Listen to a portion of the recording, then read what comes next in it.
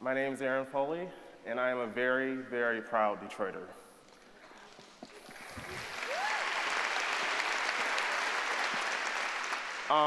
You'll have to bear with me a little bit. I'm getting over a cold. My throat is a little bit scratchy. I may cough a little bit, but please bear with me. A little bit about myself. I grew up on the west side of Detroit, in the city limits, south of 8 Mile. Anybody know where Dexter and Davidson? Anybody know where that intersection is? Dexter, yep. I grew up over there. I've lived in Detroit most of my life. Only time I haven't lived in Detroit is when I was at Michigan State in East Spartans. All right. So that's a little bit of my background. I just turned 31 last week, and I'm pretty young, relatively, I guess.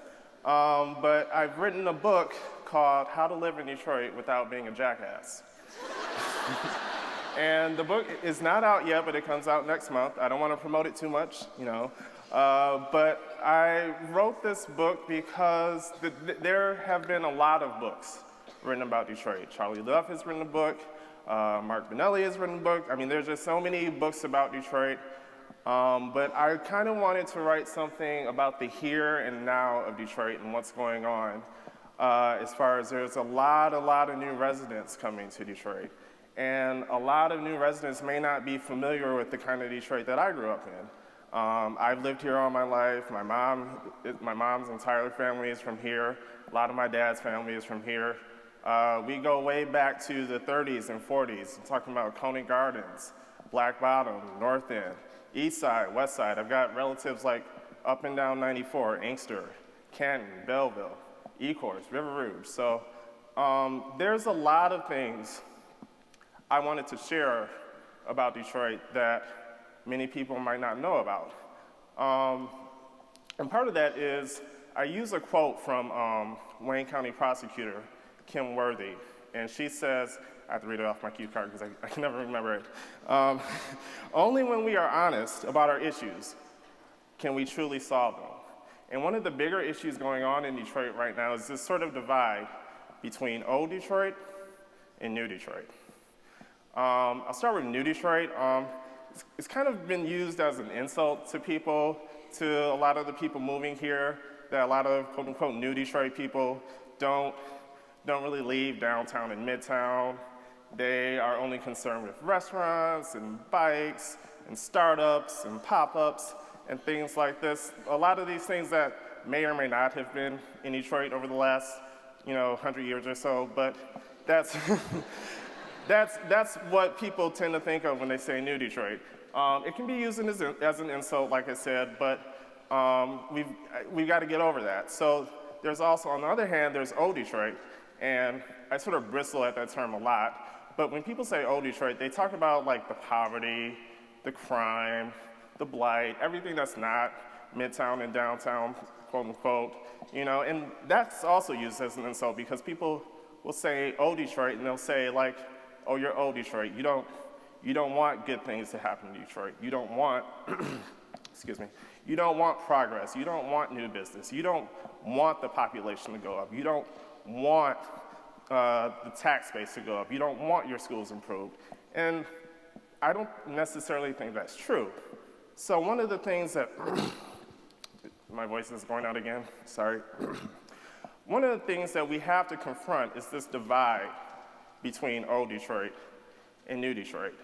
I remember I was at Dally in the Alley a couple of weeks ago with my friend, and we were looking at all the different t-shirts and things like that, like Detroit Hustles Harder, Detroit versus Everybody, Say Nice Things About Detroit. There's like a dozen different t-shirt companies down in Detroit now, and he goes to me and he says, do you own any of these t-shirts? And I said, no.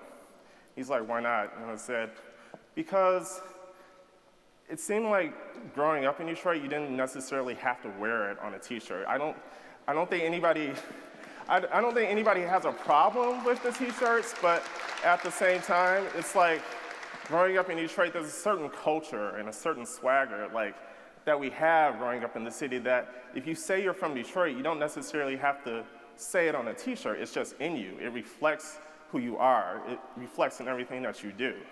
So that's one of the things I think we have to get back to, is just not a new Detroit, not an old Detroit, but just Detroit.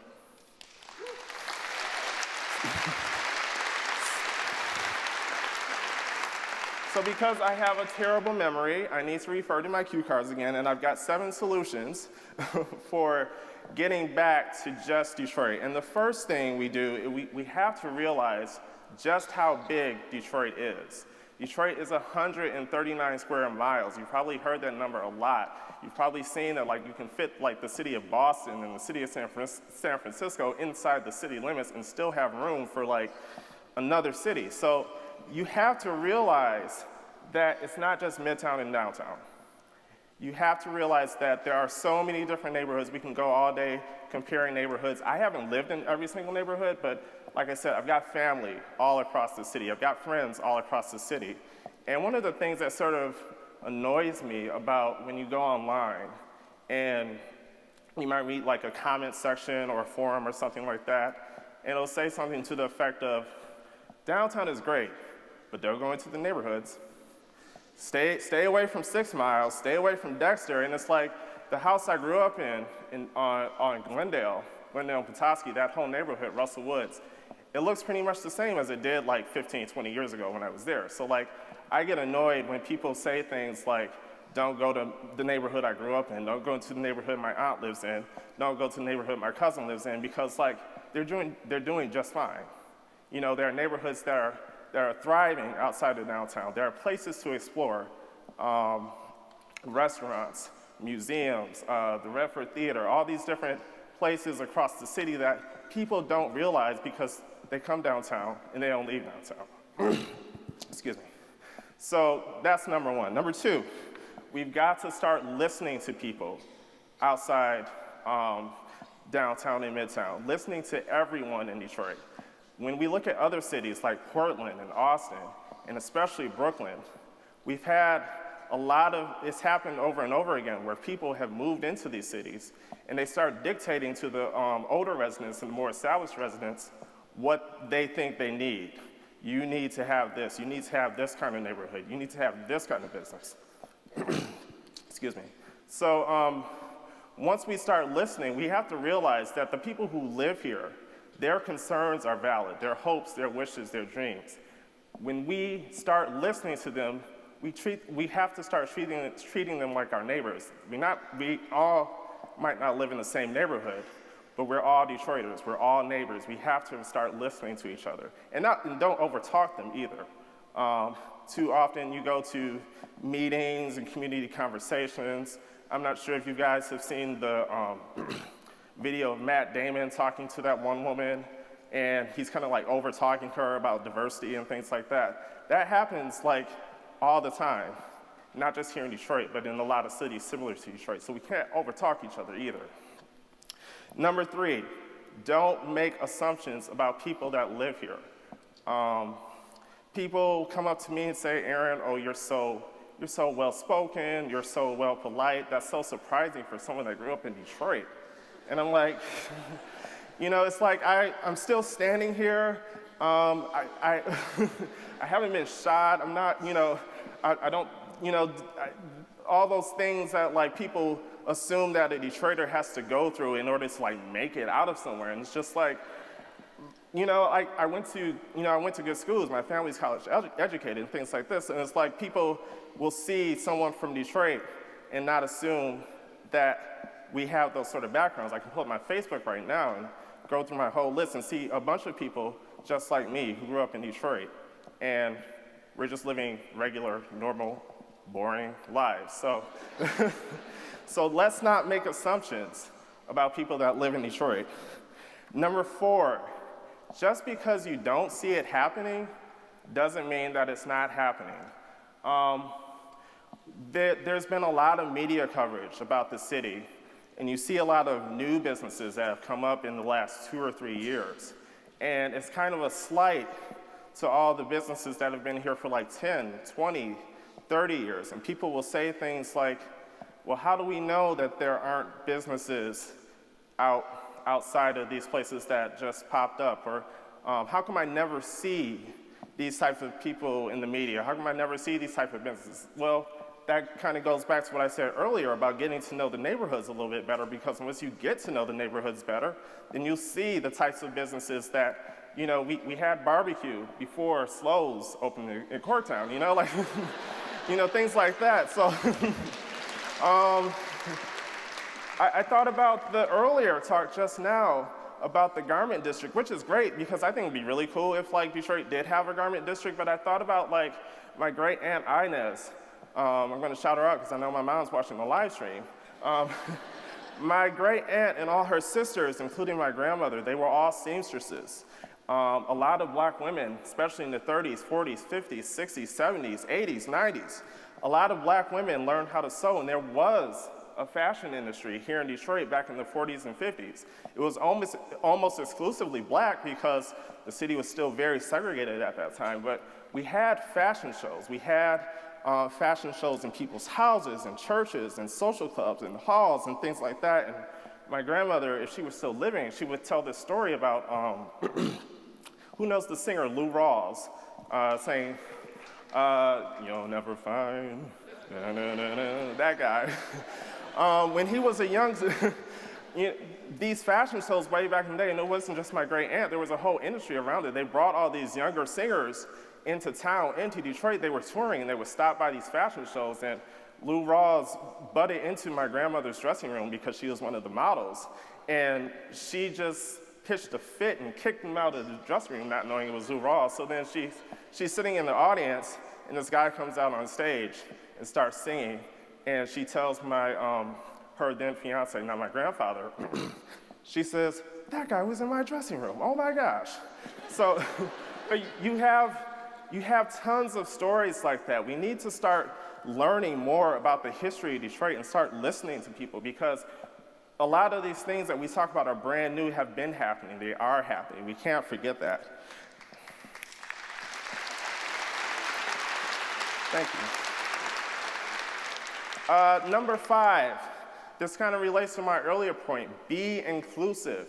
This includes our media coverage. This includes how we talk about people and how we want the city to look like in 5 or 10 years. We have to include everyone in Detroit. Sometimes we tend to give opportunities, like if a job comes up or anything like that, or if we start a business, or if we start something brand new, we tend to look at the person, you know, our inner circle, the people that are closest to us, when we need to be inclusive of everyone in Detroit.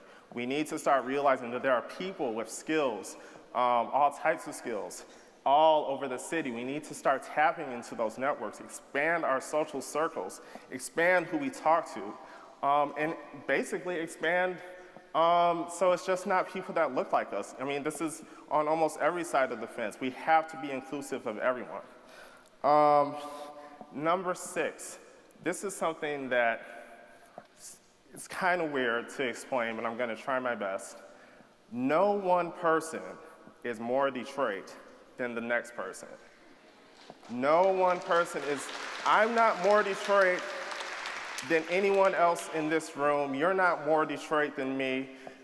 I might live in the city limits. I might live south of 8 Mile, or on this side of Telegraph, or on this side of the border of Canada. But once we let go of this whole, like, I'm more Detroit than you because my car was broken into. I'm more Detroit than you because you live in this neighborhood, but I live in this neighborhood, therefore I'm more Detroit than you. We've got to let go of that, and that goes back to the city-suburb thing too. We've got to start thinking about Metro Detroit and, you know, like, let's stop, if we live in Detroit, let's stop making fun of our friends for living in Ferndale, you know. We have to start thinking all about Detroit. I'm getting the thing to wrap up, so I'm gonna make it quick. The last thing is we have to be patient. It's very important that we're patient. We have to understand that it's very easy to buy a building and stuff it full of office workers and stuff it full of new apartments and things like that, but there are still social boundaries that we have to get over. Racial tension is not gonna be solved overnight. Economic equity is not going to be solved overnight. The achievement gap in our public schools, they are not going to be solved overnight. We have to be patient with these issues, but we have to also understand that we can get that patience if we start listening to each other, if we start understanding each other, and we realize the gravity of the situation that's going on in Detroit. I just want to close by saying that we have to start caring and being compassionate for all of Detroit. A lot of us are going to leave here, we're going to go straight up the freeway, and we're going to pass by good neighborhoods, not so good neighborhoods, stuff in between, but we're just going to keep on going up that freeway, and we're going to lose sight of what's going on here. We don't know what's going on there unless we take time to stop and listen and understand. And once we do that, I think we can have a better Detroit. Thank you.